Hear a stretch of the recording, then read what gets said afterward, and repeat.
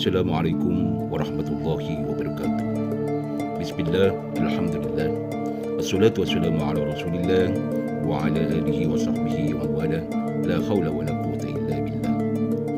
Saudara-saudara sekalian, saya ucapkan selamat datang di kelas virtual kita. Semoga Anda dalam keadaan sehat walafiat. Saudara sekalian, pada kesempatan ini kita akan mendiskusikan tema bagaimana kontribusi Islam dalam pengembangan peradaban dunia. Setelah mengkaji bab ini, mahasiswa dapat bersikap tawadhu atau rendah hati sebagai seorang pribadi, ilmuwan maupun profesional. Dapat menjelaskan kontribusi Islam dalam perkembangan sejarah peradaban dunia, dan mahasiswa mampu menyajikan hasil kajian, baik secara perorangan, kelompok, mengenai satu kasus terkait kontribusi Islam dalam perkembangan sejarah peradaban dunia. Selama berabad-abad, umat Islam menjadi trendsetter peradaban dunia. Tetapi hari ini kita menyaksikan umat Islam termarginalkan. Oleh karena itu, silakan saksikan video ini sampai akhir. Mudah-mudahan menjadi inspirasi untuk kebangkitan Islam di masa yang akan datang.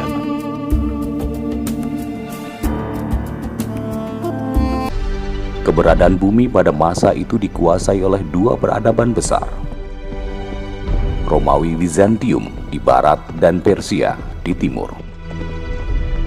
Dua bangsa dengan peradabannya ini merupakan imperium besar, memperoleh kekuasaannya serta mengalami berbagai peristiwa dan peperangan dengan bangsa-bangsa lain selama ratusan tahun.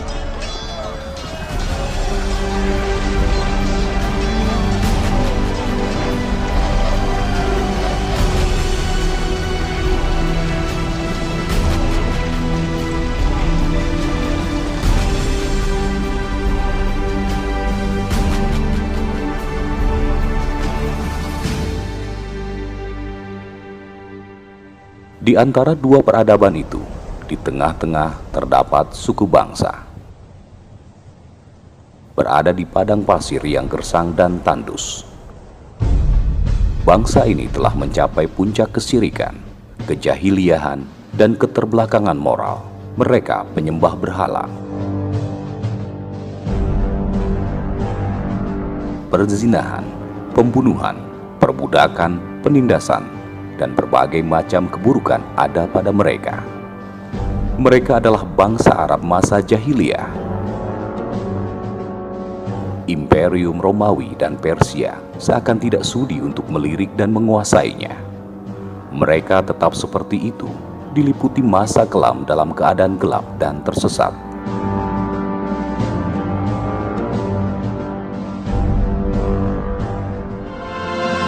Hingga di tengah-tengah ketersesatan manusia, Allah kirimkan seorang utusan dan membawa risalahnya. Dialah manusia mulia tanpa celah, Sang Al-Amin. Dialah Muhammad Rasulullah Sallallahu Alaihi Wasallam.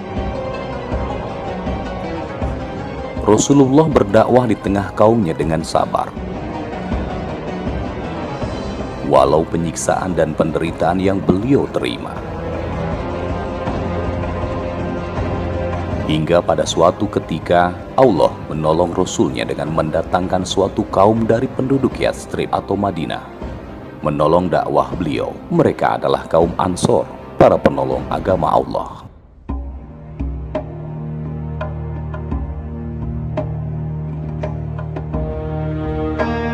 Di Madinah, Rasulullah membangun Masjid Nabawi. Dari sinilah pilar-pilar peradaban Islam ditegakkan.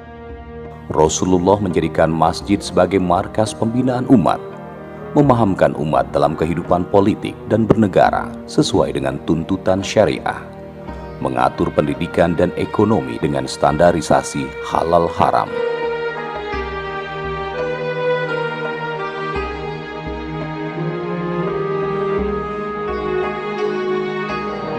Kemudian mengemban Islam ke seluruh dunia. Hanya dalam waktu 10 tahun, seluruh jazirah telah dikuasai oleh kaum muslimin. Peradaban Islam telah merubah bangsa Arab yang semula tidak diperhitungkan oleh Romawi dan Persia bangkit. Dan dalam waktu kurang dari 100 tahun peradaban Islam telah menaklukkan peradaban Romawi dan Persia. Dan tidak sampai 100 tahun kemudian, peradaban Islam telah mencapai berbagai kemajuan, melampaui kemajuan yang dicapai oleh peradaban Romawi dan Persia.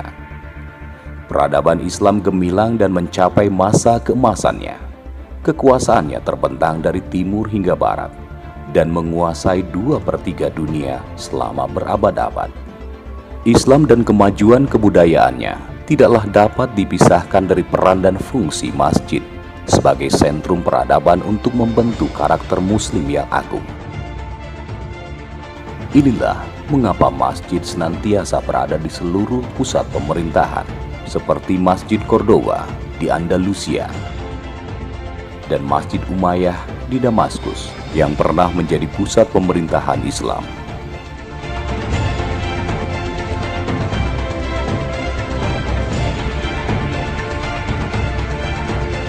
Maka lahirlah generasi emas yang menjadi rujukan seluruh penjuru dunia.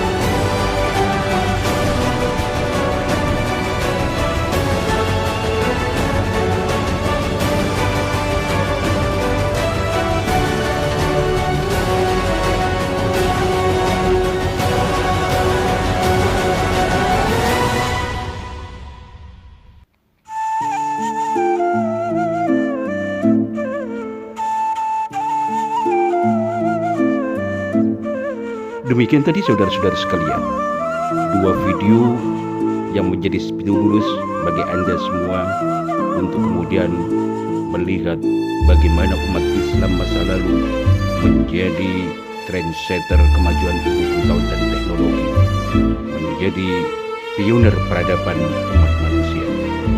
Saudara-saudara sekalian, selanjutnya diskusikan dengan kawan-kawan Anda beberapa hal sebagai berikut. Yang pertama, faktor-faktor apa sajakah yang kemudian menjadikan umat Islam pionir peradaban dunia, menjadikan umat Islam trendsetter kemajuan ilmu pengetahuan dan teknologi. Yang kedua, saudara-saudara sekalian, identifikasi pula faktor-faktor yang menyebabkan umat Islam mengalami ketertinggalan di dalam ilmu pengetahuan dan teknologi. Yang ketiga, selanjutnya, jadikan dua hal ini sebagai referensi untuk menyelesaikan persoalan-persoalan yang dihadapi umat Islam, sehingga umat Islam tidak menjadi faktor-faktor penghambat kemajuan ilmu pengetahuan dan teknologi, dan umat Islam tidak termarginalkan di pojok-pojok kehidupan umat manusia. Selanjutnya, marilah kita bersama-sama merenungkan kondisi ini agar kita menjadi umat yang terbaik.